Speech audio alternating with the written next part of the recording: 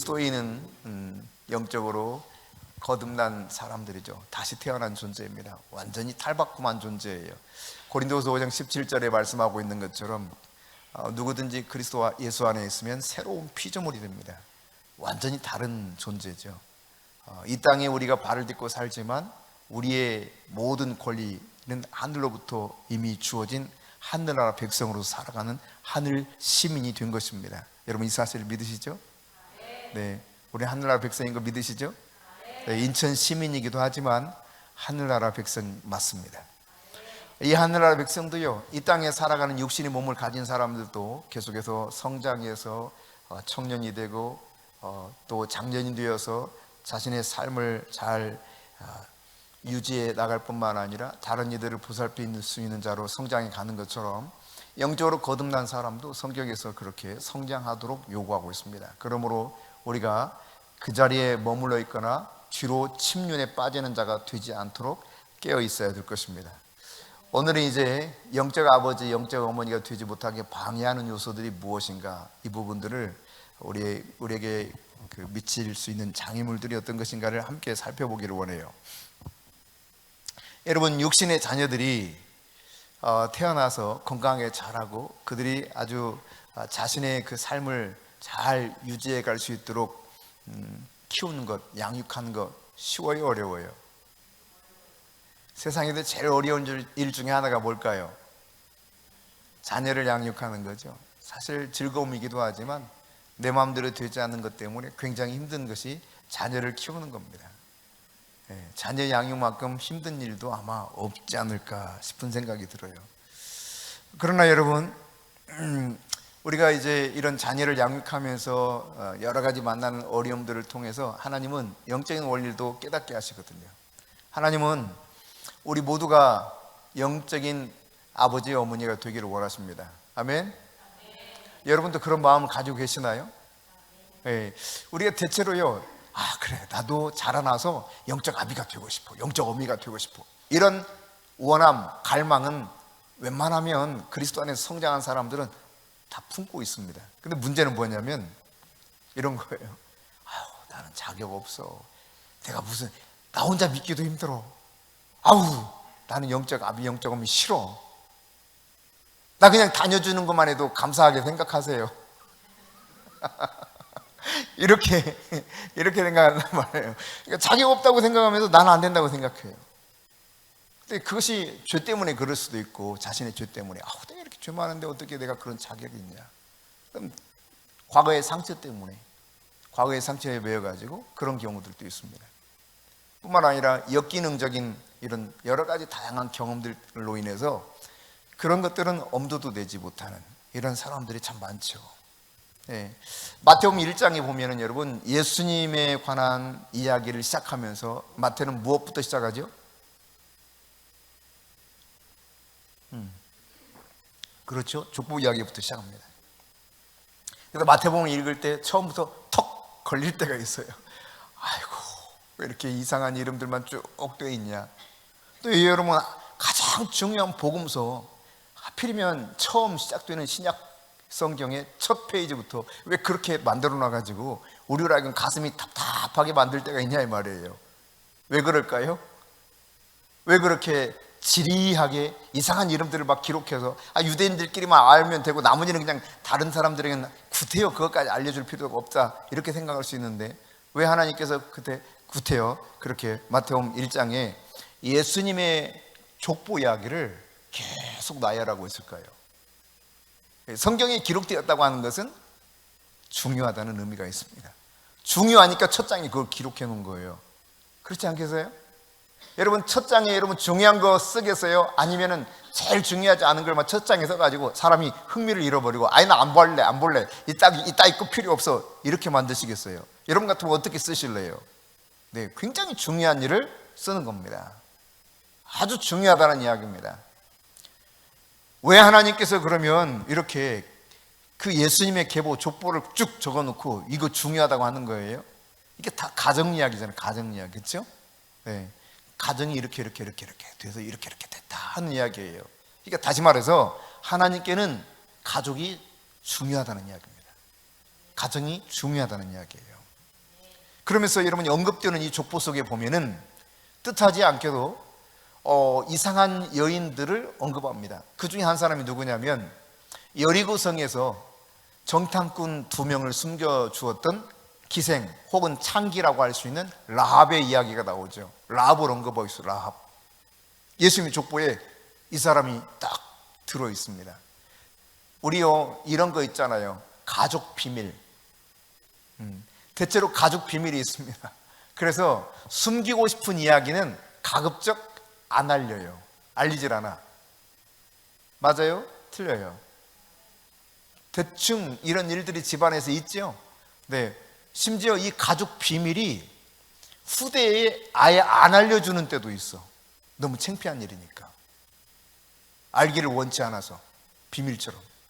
야, 애들한테는 말하지 마. 이러면서 시작해가지고 아예 애들은 커도 몰라. 무슨 일이 있었는지. 네, 가족 비밀이 있습니다. 근데 사실상 따지고 보면 이게 참 창피한 일이야. 아니 창녀가 그 예수님의 할머니 중에 있어. 여러분 이게 자랑스러운 일이에요. 인간적으로 생각해서 좀 감추고 싶은 비밀스러운 이야기예요. 그렇지 않습니까? 할 수만 있다면 이거 알리고 싶지 않은 이야기예요. 근데 하나님은 다 온 세계 모든 사람에게 이전부터 영원한 나라에 들어가기 그때까지 계속해서 이 성경이 전파되고 복음이 전해지는 모든 곳마다 이 사람의 이름이 알려지게 만들어놨어요. 바로 그 사람 중에 하나가 기생, 창기, 라합이었다 이 말입니다. 여러분 여리고성에 들어왔던 정탐꾼을 숨겨주었던 이 여인의 믿음, 이 믿음이 이 그녀의 후손과 그녀의 가족과 그녀의 후손들을 주님의 놀라운 품으로 안아서 용서받을 수 있는 구속의 은총을 누리게 만들었다는 사실입니다. 그러니까 한 사람이 믿음으로 반응하는 것이 얼마나 중요한가를 보여주고 있는 것이죠. 그 사람이 과거에 어떤 죄를 범했는지 어떤 상처가 있는지 그거 중요하지 않다는 이야기입니다. 예수님 안에서 예수님을 믿음으로 말미암아 예수 그리스도에서 십자가의 그 피로 용서받고 그 믿음으로 살고자 하는 한 사람의 헌신적 결단과 신앙으로 인해서 이 후손들이 구속의 은혜를 누렸어요.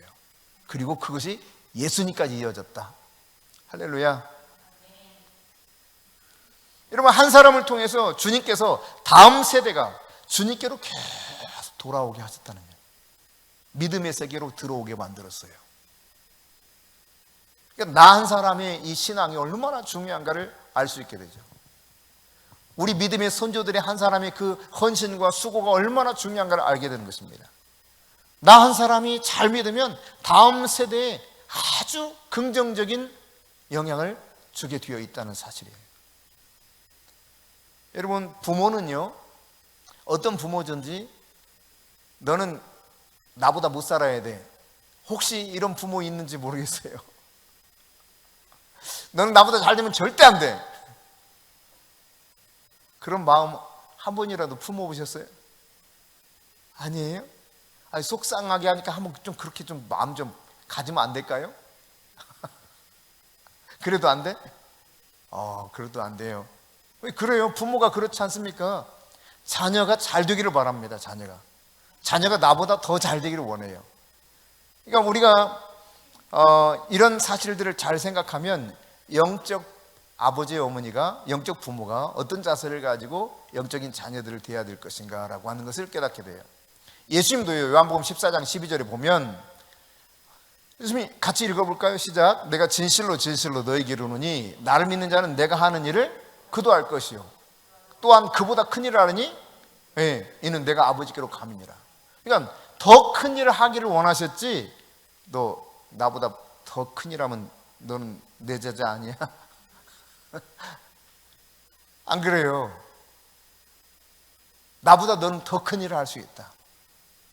이렇게 지금 제자들에게 말씀하고 있습니다. 예수를 믿는 모든 사람이 예수님보다 더 큰 일을 할 수 있도록 그 길을 열어줬다는 말이에요. 이런 거 우리가 잘 살펴보면 나 한 사람이 믿음으로 결단하고 새롭게 살아가는 가운데 그 영적인 유업을 잘 물려줬을 때 얼마나 놀라운 일들이 일어날 수 있는가. 참 저는 어떤 사람이 제일 부럽냐면요, 정말 부러운 사람들이 어떤 사람이냐면 기도해주는 부모들이 계신 사람들, 기도해주는 영적인 가족들이 많은 사람들, 너무너무 부러워요. 정말 부러운 것 중에 정말 부러운 게 바로 그거예요. 야, 저 사람 얼마나 좋을까. 여러분, 기도해주는 사람이 있다고 하는 거, 영적인 유업이 무엇인가를 깨닫게 하고 가르쳐주고 그것을 위해서 기도해주고 도울 수 있는 사람이 있다고 하는 거, 이거만큼 축복받은 일이 과연 어디 있을까 싶습니다. 근데 만일에 여러분, 내가 깨달은 영적인 이런 놀라운 계시와 하나님의 그 축복들을 이 다음 세대에게 잘 전수하지 않고 물려주지 않으면 어떤 일들이 벌어지느냐, 다음 세대들은 믿음을 잃어버릴 수 있는 이런 위험에 처할 수도 있습니다. 이걸 여러분이 잘 깨달아야 돼요.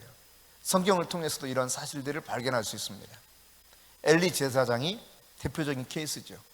그 아들 홈리와 비네아스에게 제대로 가르치지 않았습니다. 그 결과 그들은 결국 죽고 말았죠. 이 소식 때문에 엘리 제사장도 너무 깜짝 놀라서, 두 아들이 한꺼번에 죽었으니까요, 전쟁에서. 이 소식 듣고 그냥 의자에 앉아서 그냥 넘어져 가지고 고개가 부러져 죽어버렸습니다. 그러니까 삼부자가 하루에 죽었어, 하루에.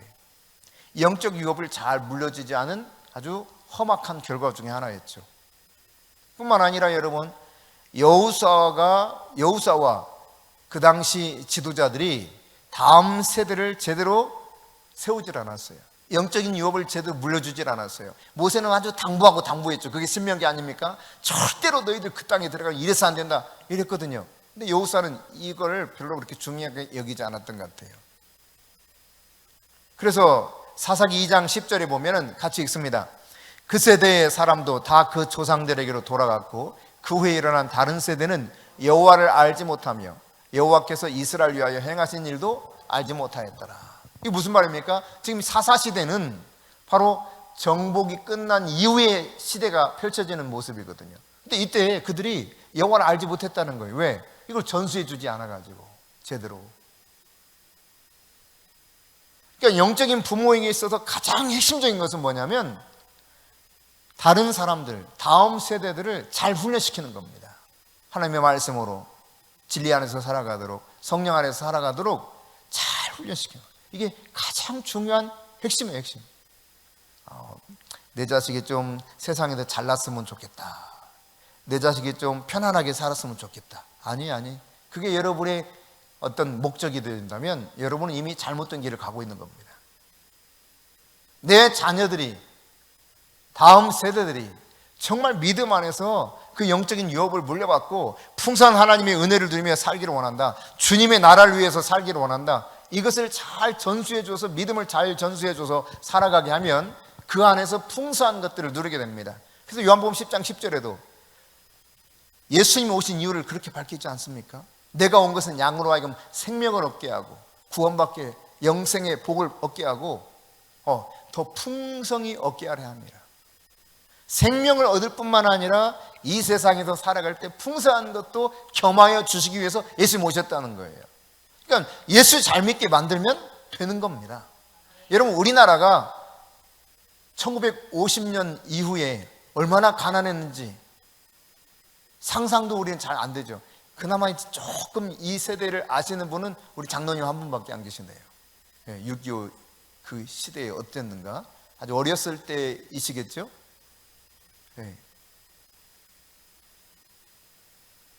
조금 아신, 이거 얼마나 처참했는지. 우리나라가 세계에서 두 번째로 빈국이었으니까요.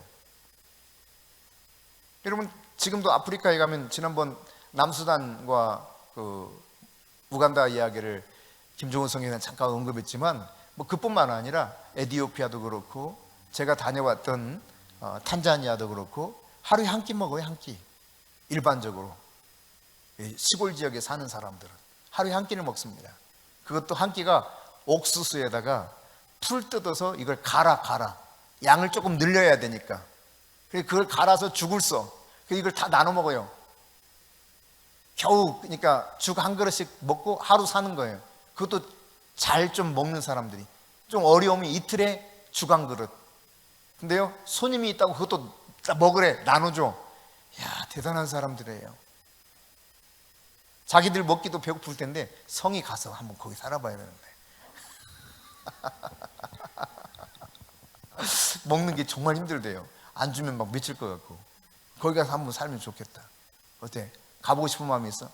내가 보내줄게. 원웨이 티켓만 끊어가지고. 원웨이 티켓 어때요? 마음이 있어요? 기왕에 휴학한 거 쭉 한번 가봐?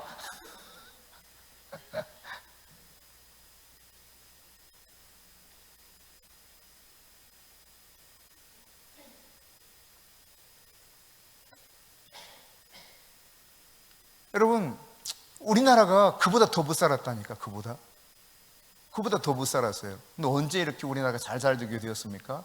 기독교가 들어오면서 선교사들이 적극적으로 이 나라 이 민족을 불쌍히 여기고 살리는 정책을 펼치기 시작한 거예요. 기독교가 이렇게 흘러가서 복음이 들어가서 복음을 제대로 영접한 나라마다 부유한 나라로 바뀌었습니다. 그러니까 복음이 들어갔을 때 생명을 얻게 할 뿐만 아니라 더 풍성한 것이 약속되었어요. 그 가난한 백정, 그냥 영원히 계속 백정으로 살아야 되는 이런 사람들도 예수를 믿고 장로가 되고 예수를 믿고 의사가 됐습니다. 아주 다양한 사람들이 나오게 됐죠. 예수 안에서 엄청난 변화가 일어난 거예요. 진짜 말 그대로 개벽이 된 거예요. 개벽. 천지가 개벽이 일어난 거예요. 그게 바로 기독교가 들어와서 았던 일입니다. 예수님의 생명이 들어오니까 이 놀라운 역사가 일어나는 겁니다. 그러나 여러분이 자녀들에게 영적인 유업을 물려주지 않을 때 앞서 사사기에서 살펴봤던 것처럼 결국 어땠습니까? 그들이 여호와를 알지 못함으로 인해서 다 여호와를 떠나요. 이로 말미암아 어떤 일이 일어납니까? 하나님이 주변 국가를 통해서 계속 침략을 당하게 만듭니다. 굉장한 어려움이 와요. 그래서 죽겠어요 하고 도와주세요, 제발 살려주세요. 그럼 하나님 또 인간적인 표현으로 말씀드리면 좀 약간 속이 없으신 분처럼 그래서 또 모른 척하고 알았어, 너 진짜 불쌍하구나 하고 도와줘요. 사사를 세워가지고. 그럼 사사가 사는 동안에는 평화가 와, 번영이 있어. 근데 사사가 죽고 나면 또다시 이탈해요, 믿음에서. 그럼 또 하나님이 참다가 견디다 안 되겠다 싶어서 또 징계를 하셔요. 이방 나라들을 통해 가지고 계속 침범하고 빼앗고 죽이고 하는 일들이 벌어져요. 또 다시 부르짖습니다. 이것이 반복됐던 것이 사사시대의 역사거든요. 왜 이런 일이 일어났다고요? 네, 여호수아와 지도자들이 다음 세대에게 영적 유업을 제대로 물려주지 못했기 때문에, 그들을 제대로 말씀으로 훈련하지 못했기 때문에 바로 이런 상황이 발생한 것입니다. 예수만 제대로 믿으면 걱정할 거 없습니다. 여러분, 잘못돼도 천국 가는 거예요. 할렐루야. 이 세상에도 예수 잘 믿고 잘못됐다 해도 천국 가는 거예요. 천국에는 모든 게 부유해. 이미 이것을 상속받은 하나님 나라 자녀가 된 거예요. 그러니까 세상적인 개념에서 사실 저 사람 예수 믿고 죽었네? 할렐루야지 뭐. 이 세상에 얼마나 근심과 걱정이 많습니까? 이 세상에 얼마나 유혹이 많습니까? 이 세상에 얼마나 헤쳐나가야 될 난관이 많습니까? 근데 뭐 이런 것들을 보지 않고 그냥 주님 나라 빨리 갔다. 너무너무 감사한 일이죠. 네. 제가 진짜 힘드니까요. 주님, 제발 저를 좀 빨리 데려가셨으면 좋겠습니다 하는 마음이 이렇게 생기더라니까. 내가 그래서 하루 그런 고민했어요. 하나님, 저 그냥 데려가시면 안 될까요?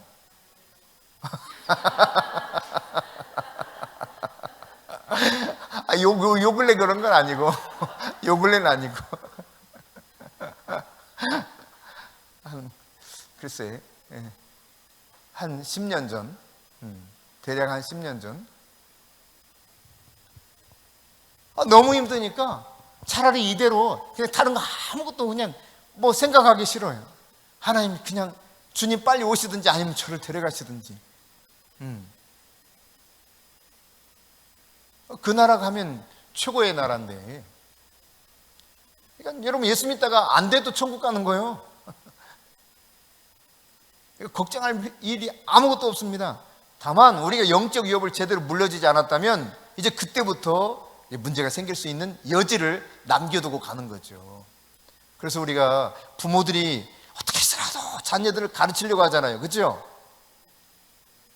까막눈인 부모들도 열심히 자녀들이 공부하기를 원해서 가르치려고 그렇게 애썼던 대한민국 이 엄마들의 뭐라고 해야 될까요? 사랑과 열정, 자녀를 향한, 그것은 그 어느 나라도 따라갈 수가 없었죠. 그런데 영적인 것에 대해서는 관심을 안 둔단 말이죠. 이게 문제인 거예요. 여러분, 우리가 만일 이런 생각을 하는 부모님이 계시다면 그분은 좀 잘 돌봐드려야 돼요. 아니, 내가 빚이 좀 있어, 빚이. 그래서 이 빚에 대해서 네가 빚을 갚을 때까지 너는 시집가지 마, 장가가지 마, 너 나하고 같이 살아. 그런 부모님 있으면 어떻게 해야 돼요? 잘 돌봐드려야 돼요.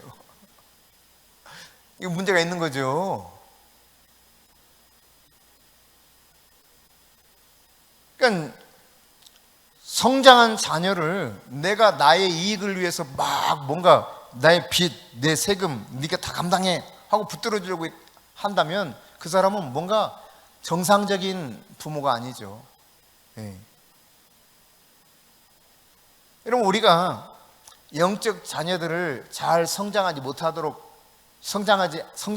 돕지 않는다면 이와 유사한 삶을 살아가게 되는 것입니다. 근데 우리가 우리 스스로 나에게는 그런 영적 부모가 없어요. 어떡해요? 이렇게 생각하면서 자기가 잘하지 못하는 것을 합당한 이유처럼 그렇게 변명거리를 찾는다면 이것도 아니 되는 것이죠. 영적 양육을 다 받고 나서 내가 또 다른 사람들에게 다가가서 나도 그때 도울 수 있으니까 난 아직 도울 만한 자격이 없어, 이렇게 여긴다면 여러분 함께 물어볼게요. 부모 자격증 완벽하게 구비하고 결혼해서 자녀들 낳아서 양육시킨 분 계세요?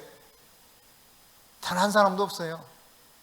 영적인 것에서는 근데 사람들이요, 영적인 자녀를 잘 양육해라 그러면 저는 아직 자격이 없어요. 저는 아직 멀었어요. 배워야 돼요. 이따위 이야기만 계속해요. 계속 배워야 되는데 언제까지? 완벽하게 배울 때까지. 죽어요. 그러면 죽어. 아무것도 못하고 죽어요. 여러분, 그냥 사랑에 빠져서 결혼해서 살다 보면 자녀가 생기고, 자녀가 생기면 그냥 자연스럽게 아무것도 배우지 않았는데도 자녀를 사랑하면서 양육합니다. 아주 훌륭하게 잘해요. 갑자기 내가 생각이 나가지고, 박재숙 집사님이 어느 날 그래요. 목사님, 우리 송아가 애를 낳아서 키우는 거 보니까 너무 신기해요. 그럴 줄 몰랐대. 도무지 애를 싫어해가지고 제가 애 낳으면 어떻게 기를까 걱정스러웠다는 거예요. 근데 애를 낳아가지고 기르는 거 보니까 너무 신기하대. 여러분, 그냥 애 낳으면 기르게 돼 있어요. 똑같습니다, 여러분.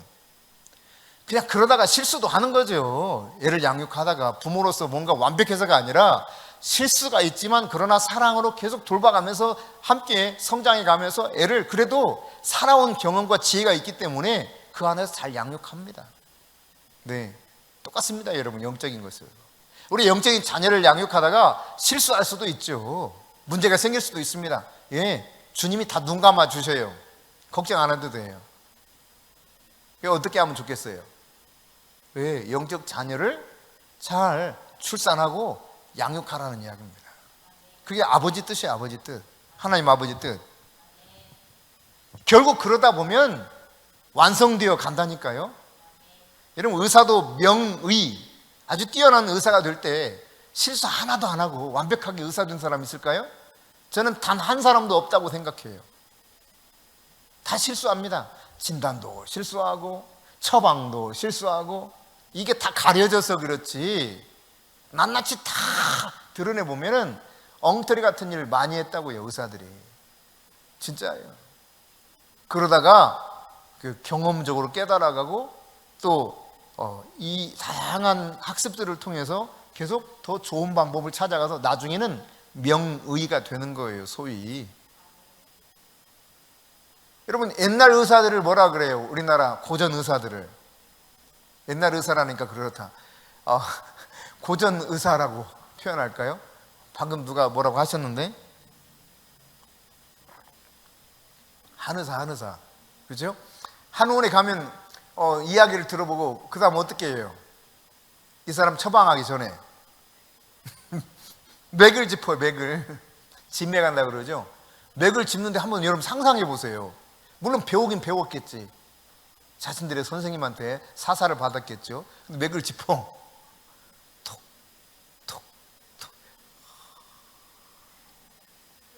집중하면서 한다고 이렇게 합니다. 그럼 이게 진짜 제대로 하는 건지 마는 건지.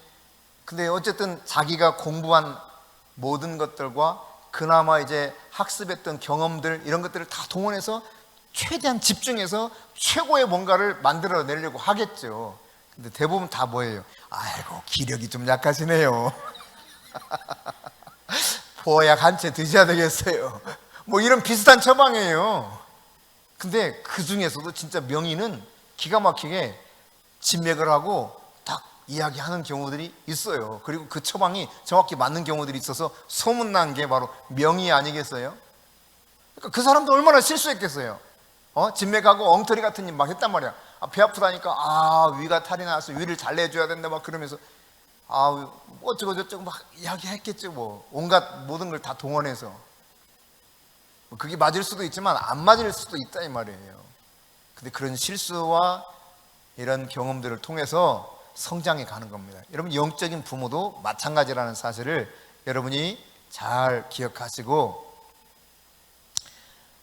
내가 완벽한 사람이 되기 전 나는 내가 모든 것을 배우기 전에 나는 안 할래 이런 태도를 취해서는 안 된다는 사실입니다. 그런가 하면 내가 정말 영적인 좋은 아버지와 영적인 좋은 어머니를 내가 만나지 못했는데 어떻게 내가 영적인 부모가 됐냐 나는 그때까지 기다릴 거라고 이럴 필요도 없어요.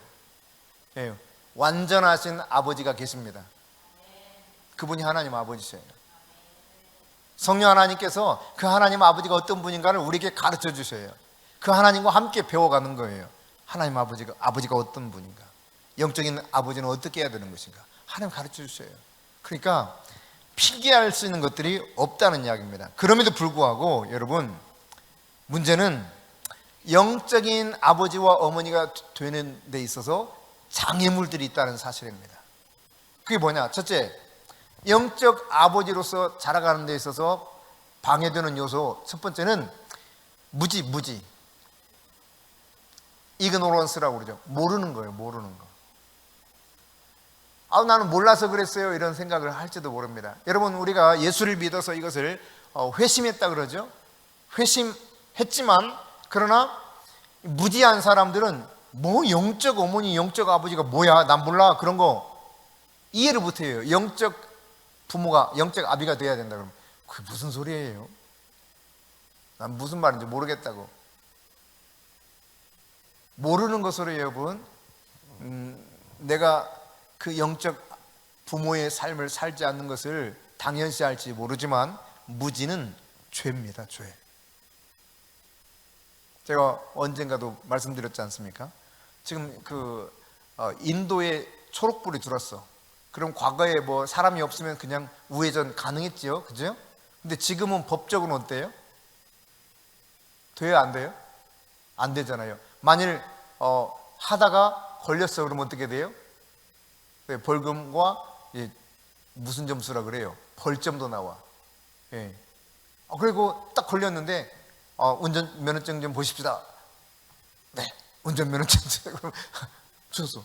근데 왜 그러십니까? 그러니까 당신 위반했다 이거야. 뭘 위반했냐고 나 정상적으로 왔다고. 아니 당신 지금 초록불에 인도에 초록불인데 우회전 했지 않냐? 이거 위반한 거다. 그게 무슨 소리냐? 이거 그 위반 사항 아니다. 아니다. 법이 바뀌었다. 나 법 바뀌었는지 몰랐는데 통해요? 통할 수 없는 겁니다. 똑같습니다, 여러분. 내가 영적 아비가 뭔지도 모르고 나는 이해를 못했기 때문에 영적 아비 싫어요. 난 몰라요. 이렇게 한다고 한들 이게 통하지 않는 것이고 바로 이런 무지가 결국은 영적 부모가 되는데 장애물이 되는 거예요. 실제로 우리는 성장하면 결혼해서 자녀를 출산하고 양육하는 것처럼 똑같다 이 말입니다. 우리가 믿음 안에서 회심해서 성장하게 되면 자연스럽게 영적 부모가 되어서 자라나야 되는 거죠. 여러분 사도행전 17장 30절 시작. 알지 못하던 시대에는 하나님이 간과하셨거니와 이제는 어디든지 사람에게 다 명하소 회개하라 하셨으니. 여러분 그냥 알지 못하던 이것들이 사도행전 당시에도 있었다 이 말입니다. 이제는 알았으면 이게 하지 않는 것을 회개하도록 만들고 있어요.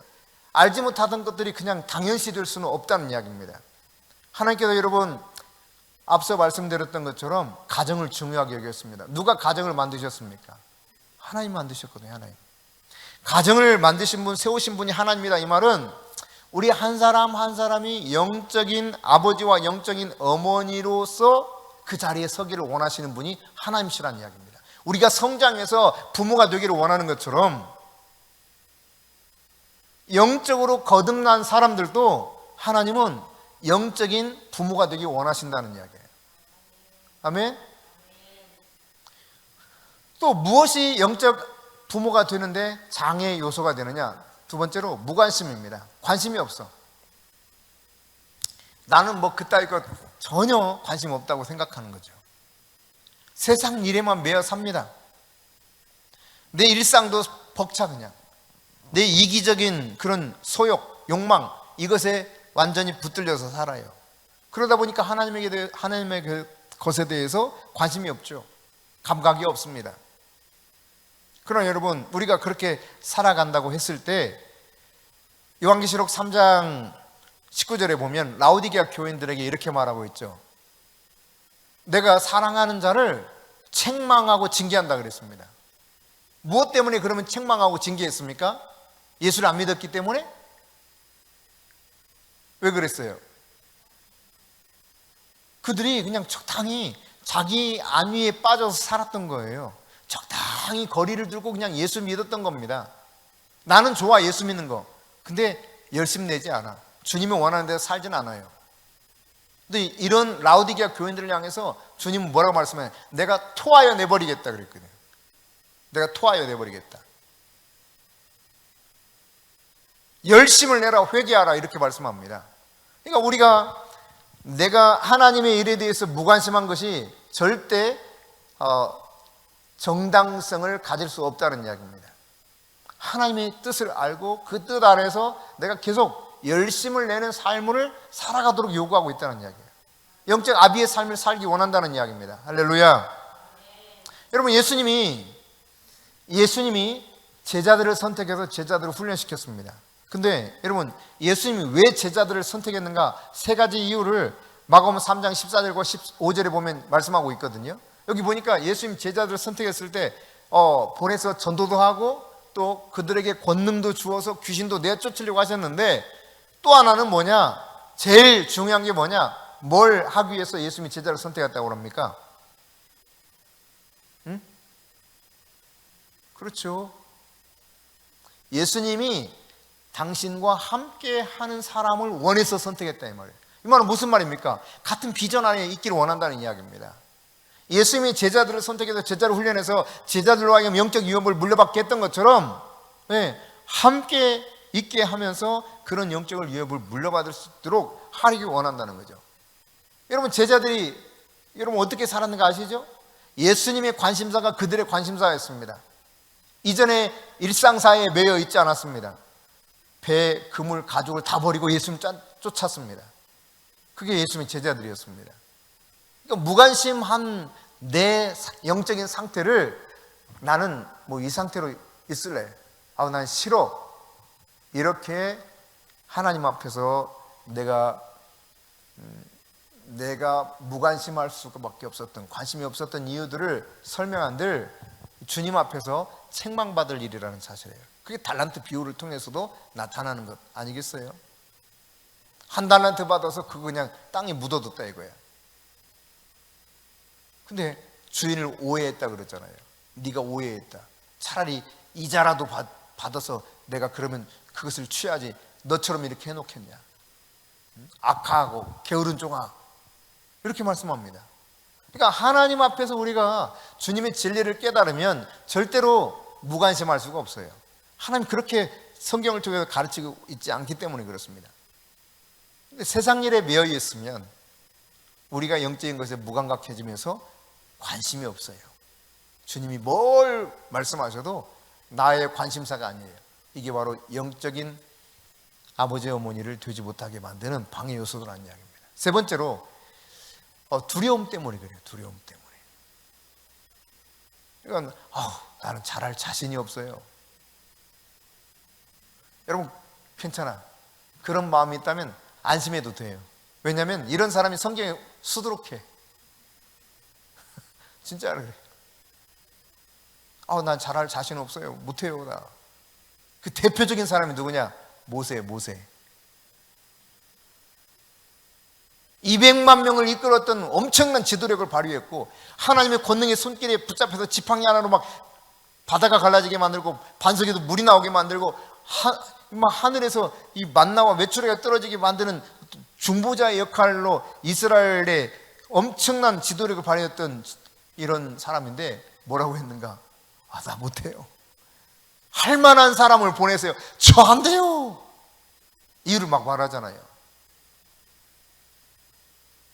모세입니다. 모세뿐입니까 여러분? 에레미야도 그랬어요. 선지자 에레미야가 나는 아직 어린아이라 제대로 말을 할 줄 몰라요 그래요. 내가 어린아이인데 어떻게 말을 가지고 설득할 수 있겠냐. 이게 예레미야였습니다. 여호수아는요 사실 이게 소심하고 두려움이 많아. 그래서 여호수아에게 하나님 말씀하신 게 뭡니까? 강하고 담대하라. 좌로나 우로나 치우치지 말고 오직 여호와의 말씀을, 여호와 율법을 주야로 묵상해라. 그러면 내 길이 어디로 가든지 내가 형통하리라. 내가 어디에 있든지 내가 너와 함께하리라 말씀하셨거든요. 왜? 두려움이 많아서 그래요. 두려워서 벌벌벌 떠는 거예요. 그게 여호수아입니다. 기도원은요? 기도는 더 말할 나이도 없죠. 두려움과 더불어서 자기는 이게 집안도 별로 안 좋다는 거예요. 우리 집안도 형편없고 나도 형편없고 그 형편없는 집안 중에서 나는 더 형편없어 이런 거예요. 다 썼다니까요. 하나님 이런 사람 다 썼어요. 하나님 부르셔서 위대하게 사용하셨습니다. 여러분 사도 바울도 마찬가지입니다. 고린도전서 2장 3절입니다. 읽습니다. 내가 너희 가운데 거할 때에 약하고 두려워하고 심히 떨어노라. 교인들을 바라보면서 막 떨어.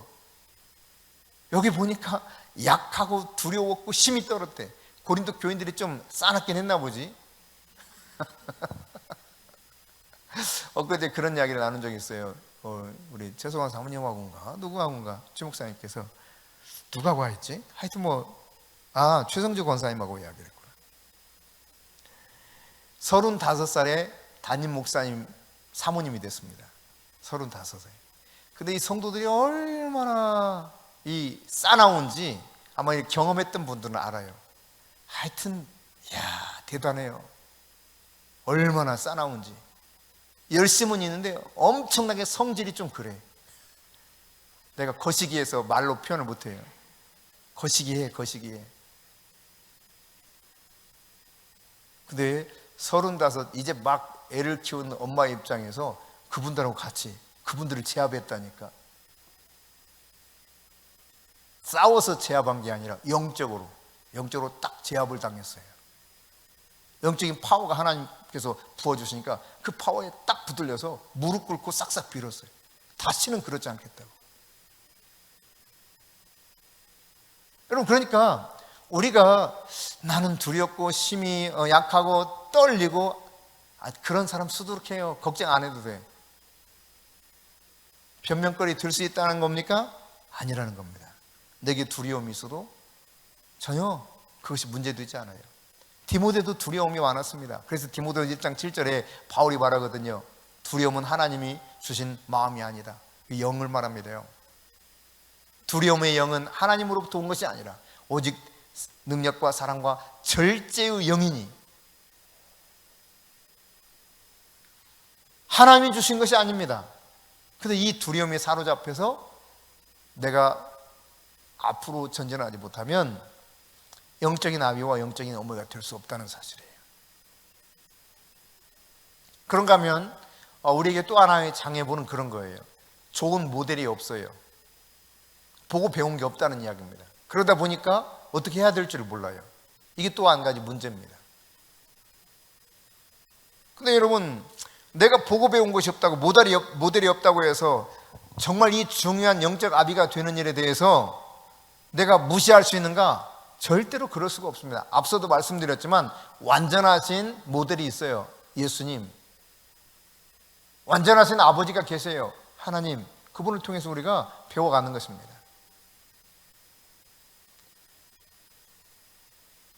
여러분, 저는 이 영적인 것들을 누구에게 답답하고 더 알기를 원하는데 가르쳐주는 사람이 없어서요.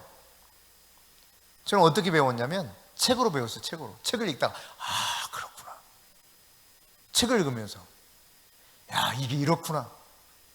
교회가 뭔가에 대해서도 좀 더 알기를 원하는데 이게 속 시원하게 설명을 해주는 선생님들이 없더라고요.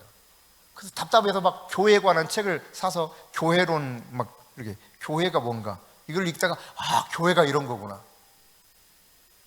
물론 성경이 있는 이야기인데 성경을 풀어서 잘 이렇게 이해시켜주는 선생님이 계시면 좋은데 이런 선생님이 안 계시고 또 성경을 제대로 막 이해할 수 있는 능력도 부족하고, 책 속의 저자들이 저의 이런 영적인 멘토가 됐었습니다. 그분 중에 한 분이 이제 영적인 원리에 대해서는 케네스 해긴이 저에게 첫 번째 멘토가 됐었어요.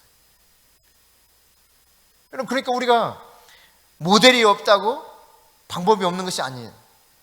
하여튼 더 나은 길을, 나의 그 영적 다음 세대들이 더 나은 길을 갈 수 있도록 어떤 방법이 도와야. 도우려면 내가 뭐 어떻게 해서라도 알아볼 거 아니에요. 여러분, 자녀가 태어나서 그러면 자녀 어떻게 내가 보고 배운 것이 제대로 없다고 해서 나는 배운 것이 없으니까 너 혼자 커 너도 이러면 죽죠. 얘. 배운 거 없어도 어때요? 이런 때는 어떻게 해야 되는가 막 찾아보고 연구하죠. 아니면 물어보죠. 어떻게 해서라도 알아서 자녀에게 그때그때마다 상황에 맞게 돕죠. 그럼 그런 겁니다, 여러분. 그러니까 모델이 내가 좋은 그런 어떤 영적 아비를 본 적이 없다. 이것이 우리의 핑계거리는 될 수 없다는 이야기예요. 그럼에도 불구하고 이것이 때로 우리의 장애물이 될 수 있다는 이야기입니다. 근데 여러분, 또 하나는 이런 마음을 가지면 영적 아비됨에 있어서 실패할 때가 많습니다. 성급해요. 특히 한국 사람들 너무 성급해. 여러분, 자녀가 태어나서 제대로 이렇게 정말 이제는 걱정하지 않아도 된다 싶어도 성장할 만큼 성장하는 게 1년 걸리나요? 5년이면 돼요? 10년? 20년? 안 되잖아요. 하물며 여러분, 영적인 성장이, 영적인 것은 하물며. 여러분, 요셉도 보세요. 하나님의 사람들이 성장하는 과정을 보세요. 모세도 보십시오. 모세는 80년 걸렸어요. 80년. 하나님이 쓰시기에 합당한 자로 딱 성장하는데 80년. 조금 이렇게 짧은 기간 됐던 사람도 요셉인데, 요셉 같은 경우도요 30살 되어서야 비로소 하나님 쓰기 시작했습니다. 제대로. 그 전까지는 어떻게 하느냐? 막 시험이 와. 하나님이 기가 막힌 약속을 해주고 이상한 시험이 막 옵니다. 내가 막 하나님 알아서 기뻐 죽겠는데 이상한 어려움들이 와요. 엄청난 시험이 옵니다. 으들으들할 만큼 인생이 막 끝나는 것 같은 이런 시험이 와요. 그러다가 여러분 어떻게 합니까? 그 속에서 하나님은 요셉의 인격을 다듬으셔요. 형들이 이제 와서도 기꺼이 용서할 수 있는 인격이 성장됐어요. 만약 여러분 그 중간에 그냥 한 1년 있다가 요셉이 좀 그 아픔이 아직 사라지기 전에 1년 있다가 자기가 총리가 됐고 형들이 왔으면 어떻게 했을까? 혹시 그때도 요셉이 완전히 완벽해서 형님들 절대로 한탄하지 마십시오. 이것은 다 하나님이 하신 일입니다. 이러고 했을까? 안 됐을 가능성이 굉장히 많습니다. 여러분, 한 사람이 다듬어져서 만들어지는 과정을 보면 다윗도 하나님이 그 왕을 쓰시기 위해 기름을 부어버렸잖아. 왕이 되게 만들었어요. 그리고 나서 얼마나 험난한 세월이 지납니까? 그 세월이 지난 다양한 시험거리를 통과하고 나서 비로소 왕으로서 그 기능을 감당하는 모습을 보게 되거든요. 그러니까 여러분, 성급하게 생각하면 안 된다는 이야기입니다. 하루아침에 뚝딱뚝딱 영적 아비가 제대로 될 수 있고 영적인 자녀를 제대로 양육할 수 있다, 그렇게 되는 일이 없어요. 그러니까 우리는 이렇게 생각하기가 쉽거든요. 어떤 하나님을 오해할 때 내가 뭔가 목적 달성을 해야 돼, 목표를 달성을 해야 돼. 그러면 하나님 나를 쓰실 것 같은 생각이 들어요. 빨리빨리 목적을 달성하면 뭔가 하나님이 기가 막히게 쓰시겠지. 그렇지 않아요. 하나님 쓰시는 사람은 어떤 사람이냐? 하나님을 의지할 줄 아는 사람을 쓰시는 거예요. 할렐루야. 전적으로 하나님을 의지하기 원하시는 거예요. 그게 믿음이에요. 믿음은 나 믿음 좋다, 이게 내가 그 믿음이 좋은 게 아니라 하나님을 내가 얼마나 무력하고 어리석은지를 깨닫고 하나님을 철저히 의지하고 바라는 사람이 믿음이 좋은 사람이에요. 그러니까 다른 종교는 내 의가 뭔가 채워져야 그 사람이 도를 터득했다나 뭐했다나 이런 식의 표현을 쓰지만, 기독교는요 계속 내가 죽는 거야. 내가 비워지는 거예요. 이걸 아는 만큼 주님을 의지할 수밖에 없어. 이때 비로소 주님이 나를 인정하고 쓰는 거예요. 그러니까 여러분이 절대 성급하게 여기지 마시고요, 하나님은 나를 비워가는 작업을 계속 하신다니까. 뭘 통해서요? 다양한 시험거리를 통해서. 너 네 힘으로 사는 거 아니야. 너 그렇게 성급하게 굴지 마. 계속 나를 다루셔요. 이만하면 되지 않았나 싶은데 아직도 안 됐다고 판단하면 계속 가십니다. 이게 평생 갈 수도 있어요. 좀 무섭지? 무서워할 필요도 없어요. 뭐 어쩌겠어, 대기만성인데. 안 그러기를 바라지만. 그러니까 하나님은 이런 시험을 통해서 우리를 연단하시고 우리를 인격적으로 성숙한 사람으로 변화시키는 거예요. 그러므로 여러분, 너무 성급하게 여기지 마시고, 그러니까 이 성급함은 내가 그냥 어떻게 뚝딱 해가지고 자녀가 제대로 딱 성장하는 게 아니잖아요. 아니 5년 10년 가지고 되냐고, 안 된단 말이에요. 20년 가도 되냐고, 안 돼요. 심지어 AS 기간이 길다고 요즘에 이야기하지 않습니까? 그게 자녀를 둔 부모의 마음 아니겠어요? 80된 어른이 60된 자녀한테 조심해라, 밥은 먹었냐, 별 걱정 다 하시잖아요.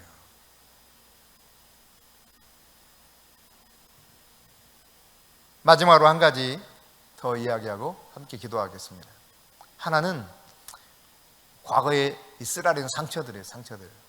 이 상처는 내가 그 아버지나 어머니로부터 받았던 그런 상처 말고, 내가 영적인 자녀들을 이렇게 좀 길러보려고 했는데 거기서 받은 상처.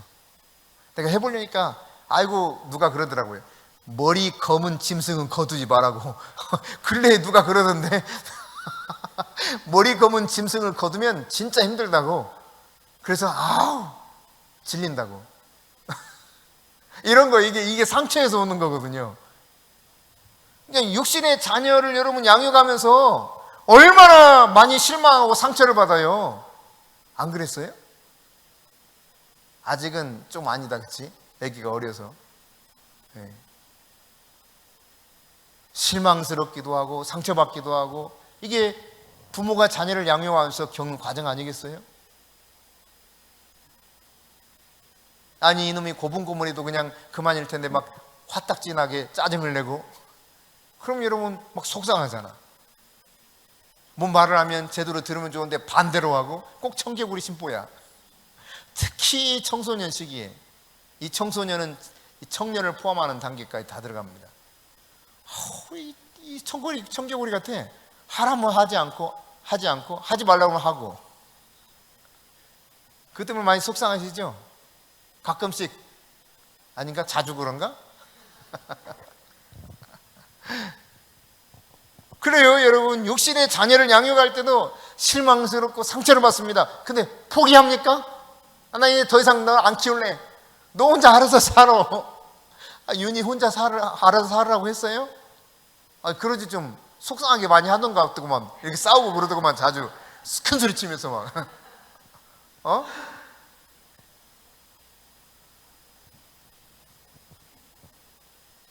실망하고 상처받아도 계속 감싸한다니까요. 과거 상처 이렇게 많은데. 마찬가지입니다, 여러분. 영적인 자녀들이 내 말을 잘 안 들어요. 귀를 안 기울여. 참 속상할 때가 많죠. 또 말하는 것도 막 지겨워해. 그리고 말한 것도 잊어버렸대. 또 그냥 어떤 거는 뭔 말을 해도 전혀 요동하지도 않아. 아예 상관없는 사람처럼 막 살아. 속상할 때 많죠. 예수님이 제자들을 양육하면서 여러분 얼마나 마음 상할 일들이 많이 있었는가. 성경에 자세히 기록되지 않아도 대충 이렇게 몇 가지 사건들을 기록한 거 보면 예수님도 참 속 많이 타셨겠다 하는 거 알 수 있지 않겠습니까? 더욱이 예수님이 내가 너무 괴로워서 죽게 되었다. 그러니 나를 위해서 좀 기도해다오 했더니 기도는커녕 졸다가 나중에 엉뚱한 소리하고 다 도망치고 이러지 않았습니까? 그 중에 한 녀석은 은전받고 예수님 팔아 넘겨버리고. 이게 여러분 제자를 양육하는 과정 속에 겪을 수 있는 일들입니다. 참 가슴 아프죠. 정말 힘듭니다. 그런데 포기할 수 없는 일이에요. 또 목회하면서 제일 힘든 게 그겁니다. 목회하면서 제일 마음 상한 게 그거예요. 실컷 뭔가 좀 제대로 되도록 만들어놔서 키워놓으면 지 스스로 큰 줄 알고 엉뚱하게 반응을 나타냅니다. 그리고 아예 떠나가는 일들도 비일비재합니다. 그냥 떠나가기만 하는 것도 아니고 뒤에서 또 계속 해코지도 합니다. 여러분 이런 일이 있다고 포기할 수 있냐고요? 그럴 수 없는 일이 바로 영적 아비와 어미가 되어서 영적 자녀들을 기르는 일이란 말이죠. 여러분 자녀들이 항상 일정하게 아주 정상적인 페이스를 가지고 모든 것을 생각도 행동도 그렇게 하냐고요. 얼마나 변덕스러워.